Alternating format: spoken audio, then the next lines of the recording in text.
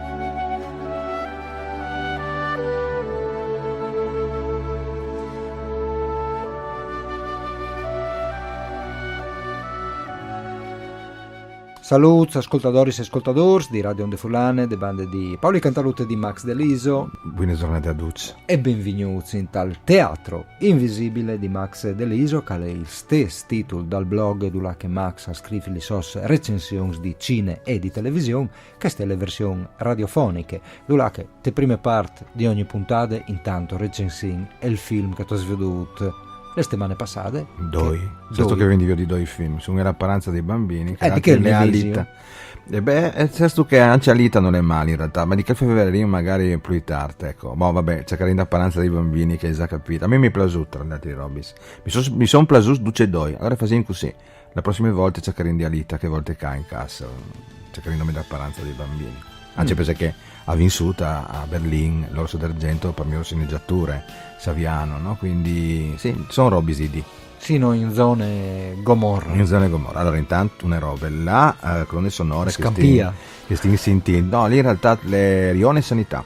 Allora, queste colonne sonore che sentiamo sotto le di Untouchable, film di Brian De Palma, le musiche sono del maestro Ennio Morricone. Io andai, film meraviglioso dell'87, quindi sì, un 10 anni dopo dell'avvento del postmodernismo cinematografico. E beh, sindenante di due grandi maestri, anche Brian De Palma. Brian De Palma, vorrei vi contare un aneddoto piccolo su Danny De Vito, che una volta è stato premiato. Allora hanno domandato, signor De Vito, secondo lei, lui che sono i migliori registi di 12 teams dal mondo? Lui ha risposto, ma secondo me Martin Scorsese, ha detto, Brian De Palma, Francis Ford Coppola, Rossellini, Bertolucci, De Sica. Luigi Italiani. E qualche d'un altro no italiano, cioè, così ha risposto così in che maniera Danny De Vito in un periodo anche lui aveva qualche diretta anche addirittura, ma prodotto fa con Jack Nicholson la storia di chi sindacalista, ma torniamo a bombe no altri. Allora c'è Carin di chi film La paranza dei bambini, quindi un film che conta di Napoli, no? Di questo quartiere bellissimo, tra l'altro perché Napoli è una bellissima città importante dal punto di vista storico, dal punto di vista culturale, ma anche una città particolare, no? Con questi quartieri veramente bei, poi dopo il mare, il Vesuvio. Stiamo cercando di frus dovins in plena età adolescenziale, che ovviamente Ulling per fare l'ordising, una roba bellissima, tra l'altro con che cercano di lavoro. loro disi a faticare, fa di le loro maniere di lavorare, perché il lavoro le fatture anzi, no? Ma il loro lavoro qual è? Il loro lavoro è loro Sirin di, perché lui tutta il nasta il fatto che il protagonista ha viot somari che poi il pizzo, no? A chi scamorisce l'into un po' così che va lì e gli scuoia il pizzo, loro non hanno per mangiare però i toce da, no? Per non avere problemi. E il figlio che robe calore planca da un'escalade alle varie categorie da camore, fin tanto che approfittando di se non li contare le trame, ma comunque approfittando di un arrest di gruppo, al ciappe si armi, lui e i suoi amici, in intanto loro, Darione Sanità, e rivinga a impadronirsi del quartiere. Una roba importante, la prima roba che ti colpisce è la totale assenza da polizia. Cioè, anche loro per dire vanno a fare loro come si così, tenti un rapina in una gioielleria, il gioiellier non va a dei carabinieri, va da capo famiglia di Clarion lì, e lui va a chattare i tipo svaccio io ciappe, io punis e fa tornare in dormi, sono come i carabinieri. E tra l'altro lui vorrebbe ripristinare che sfrutta un antico ordine per cui il Camorris che era prima di che famiglia noi domandavi il pizzo ai negozianti, perché quindi gli era mad di Dutch. Perché noi domandavi best, l'uomo pensa che noi domandavi best. Quindi chi sta la prima roba? Una roba tecniche, io non arrivo a capire per sé che sfin le vietate in minos di cultura design, in realtà la res mostrata a squelis, ma non è così, per dire, sono film tipo il primo re che è un film nettamente più violento, truculento, però boh. Queste storie qui, le biele, perché è una storia semplice che va in avanti in realtà senza... Sì, si vede che vivi in loro, no? Ti sa me inevitabile alla fine che loro vedi che vite lì. Non hanno nessun puesto da sciampare. Chi è il loro destino? Il loro destino è violento, il loro destino è a fare camorrisse, il loro destino non è una vita normale. Ha capito? Quindi il problema è che funziona in che maniera ca. E Saviano, tra l'altro le prime conti di Saviano di pure finzione, no? Quindi i personaggi sono inventati, però realmente tra i quartisti succede questo. Una strade segnate in mancanza di istituzioni di Stato, di pulizie che non esiste. Ma proprio non è mai, non c'è sirene, niente. E questo è anche l'interessante dal film, perché non si disvela un mondo che ufficialmente non è, ma è ben che reale. E dal punto di vista artistico, dunque, il film anche al Val. Qui è un regista italiano. Il regista è Claudio Giovannesi, un regista importante, un regista romano, nasciuto a 70 volte. Lui mi è piaciuto tantissimo, sono ridotto all'ultimo film che ha fatto prima di Kist, anzi Kist è Biel. Kist è un po' la consacrazione. L'altro film era Fiore, che probabilmente tutto si viseras, che è stata girata a Prisons, è un film, una storia d'amore. No, è un film importante secondo me, è una grande idea, un film importante, ecco. Dunque un regista che plus insomma indaga in marginalità sociale, dunque. Ecco, bravo Paoli. L'importante anche che no, tentare in qualche maniera di tirare fuori insomma chi sta in. Beh, in apparenza dei bambini ad ogni muta lei anche in sale, dunque da poi il consiglio di Max si può che passi su e là avvio di lui. Torniamo alle nostre colonne sonore che ovviene in sottofondo è sempre il mitico Ennio Morricone con le colonne sonore dai intoccabili film di Brian De Palma. Qual è il film di Brian De Palma che a ti entusiasma? Che lì probabilmente no vestito per uccidere. No, ma beh, ha fatto tanti lui infatti è un po' che il messi dal thriller, ma per che motivo?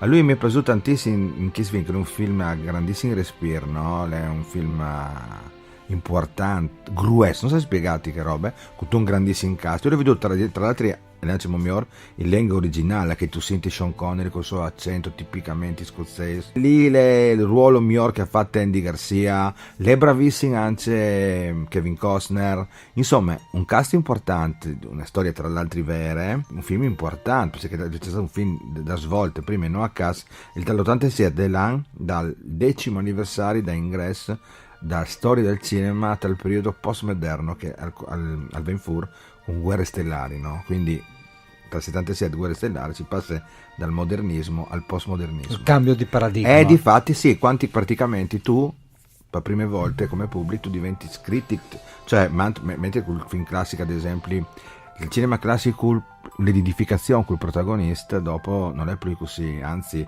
il spettatore diventa critic davanti al film, no? Quindi tu dai un giudizio, ti conti una storia la che tu non ti identifichi perché il motivo, anche l'inquadratura scambi in tantissimi robis, e The Untouchable è un film moderno, perché Brian De Palma in realtà non è un regista facile, è un regista sporco. Lui al fas, se tu vedi tantissimi film suoi, sono sempre un po' girati in una maniera particolare, viene intalciato veramente in tanti momenti, specialmente con Nicolas Cage, che lui al sir veramente una regia differente. Qualche volta si attacca al videoclip, qualche altra volta è la tradizione, altre volte a me Ingmar Bergman addirittura, ma no, sul serio. Ben, allora The Untouchables di Viodi, o ben di tornare a Viodi e magari queste colonne sonore us stice.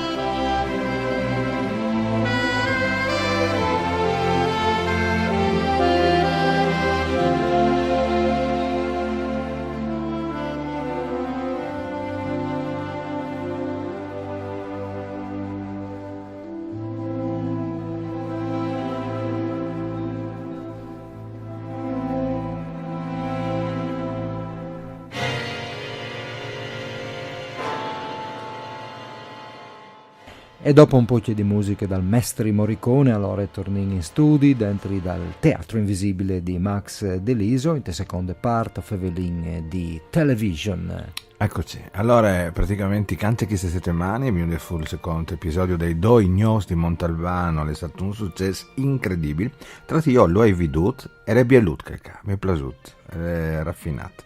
Ma Ciacarin invece come di un grandissimo telefilm, di una serie importantissima, e Ciacarin c'è un po' di musica in questo momento, velante di questo meraviglioso The Umbrella Academy, mi fu su Netflix, un 10 episodi incredibili, una storia sceneggiata magnificamente, girata perfettamente, lì c'è me veramente un serpone qualche volta Ingmar Bergman, alle plendi citazioni dentro, è un insieme, è un purpuri di tantissimi robis, anzi un Macedon, e quindi vin Stanley Kubrick dentro, vin Lars von Trier dal grande cinema del nord Europa, ma soprattutto Ingmar Bergman e anche David Lynch, però il David Lynch che plus, che è di Twin Peaks per dire, no? Quindi forse che è il più commerciale, ma poi l'ha portato un po' di duz, perché il cinema deriva da duz. Per essere importante queste serie, no? le mie fur nasce di un fumetto, attenzione però, perché questo fumetto si chiama appunto Umbrella Academy, è stato scritto e pensato di un cantante importante che è Gerard Way, che era il cantante di My Chemical Romance. Lui era un emarginato, era un personaggio particolarmente borderline, quindi stava per consò, e quindi siccome nessuno lo cagava, lui stava a disegnare e ha partorito questo incredibile fumetto che il fevele di che sia fradis adottas che però sono nassus come un po' Gesù. Il film può dirlo che così in Russia in una piscina è un essiore, una frutta che in aghe normale al ven sorpondo al ben fu un miez casin e è ben fu da piscine che stava per partorire, quindi in sinte di 9 mesi, una puerpera, quindi è nato in 43 fruscus in tutto il mondo. E un famoso omp di affars americano adotte che arriva a città e ciate siete che cerca andare superpoders impressionanti, però tutte le ati in realtà è un film intimistico, è veramente figo, distribuito di Netflix, tra l'altro di pochissimi giornali, quindi le nuove, luciate tra i new addicted, c'è lei penso che è veramente bello. Così ripeti il nome regista. Si chiama The Umbrella Academy. Il regista è Steve Blackman. Steve Blackman è quello che ha arrangiato, come quello che ha portato la storia in televisione. Quindi è importante questo, ma è stato in realtà Gerald Way, questo cantante, questo frontman dai My Chemical Romance, che ha scritto, ideato e pensato che fumetto è diventato serie che lei è bellissima. Sai non c'è tu? Beh, sai lo duce. Le accademie dalle ombrene di visarsi assolutamente i robe di culto le chiatais dentro di Netflix e come torning ai intocchiabi di Brian De Palma anche mone polse musical prime di terze e ultime parte da Il Teatro Invisibile dal Nestri Max Deliso.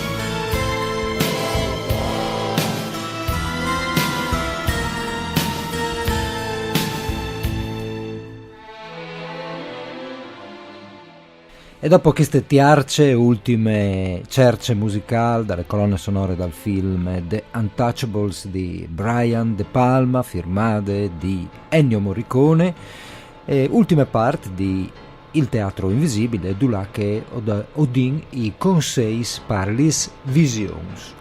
Queste settimane non è che vedi tantissime Charles Fuchs, però insomma un film che potrebbe essere interessante al Venfore, quindi si tratta di Un uomo tranquillo, soprattutto per regista, che era un regista norvegese che si chiama Hans Peter Moland, e cercare un'altra volta perché è stato un regista in realtà importante, poi dice che sa me, i norvegesi bisogna sempre rispetto, no? E lei è un revenge thriller, quindi sono anche i film che Liam Neeson che ultimamente sta facendo nome che parska che copeduce, cioè chi sostanzialmente, però siccome il regista è un regista particolare, è un regista che qualche numero lo ha tirato a sua carriera, io dico, insomma, io ho un cook lo do, dopo veni qua e lo sconti la prossima settimana. Va bene, aspettin il tuo pare prima di là, perché non si fida in tante. Grazie. Avevo bisogno del tuo pare altamente qualificate. Grazie. E disse recensione di Max Deliso, li schiattais naturalmente su www.maxdeliso.com. Facile. Bene, mandi Max e appuntamento alle prossime settimane. Mandi a tutti.